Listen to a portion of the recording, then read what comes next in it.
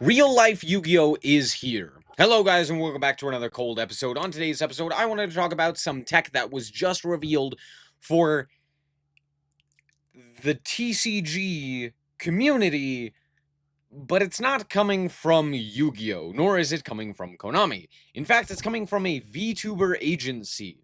Yeah, Hololive. However, Cover, the company behind Hololive, was first and foremost a company dedicated to technology, and more specifically, technology within the gaming sphere.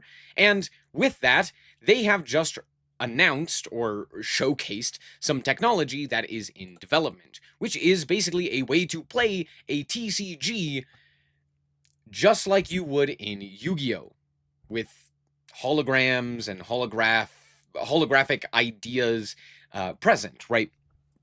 And we can see here in this clip that one of their VTubers, as you can see above me, is playing the actual physical TCG with cards sleeved up on a mat, ready to go. And what's happening here is that the technology presented, let me actually see, here we go. The technology presented is on an iPad. You take an iPad or a screen that takes a picture of your base and provides you a visual of not just your cards, your physical cards to play, but also the opponents.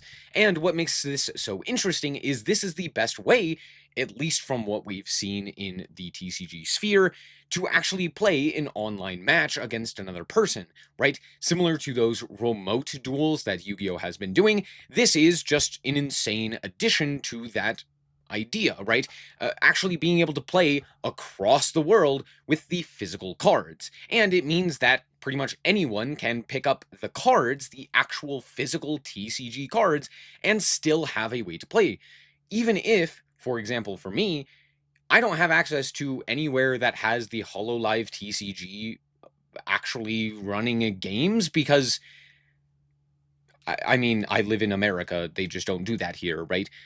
But if I really wanted to, I could go buy some cards or have them shipped to me and then play online with my physical cards against an opponent. That could be anywhere in the world.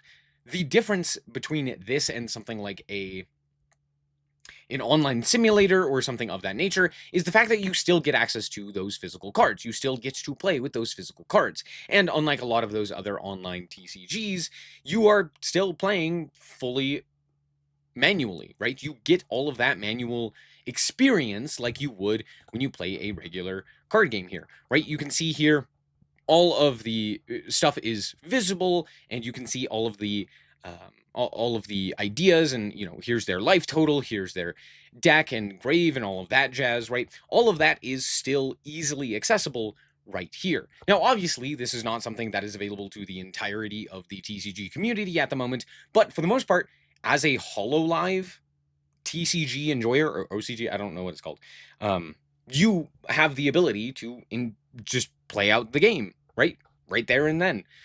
You can even see like health totals here, which is pretty cool.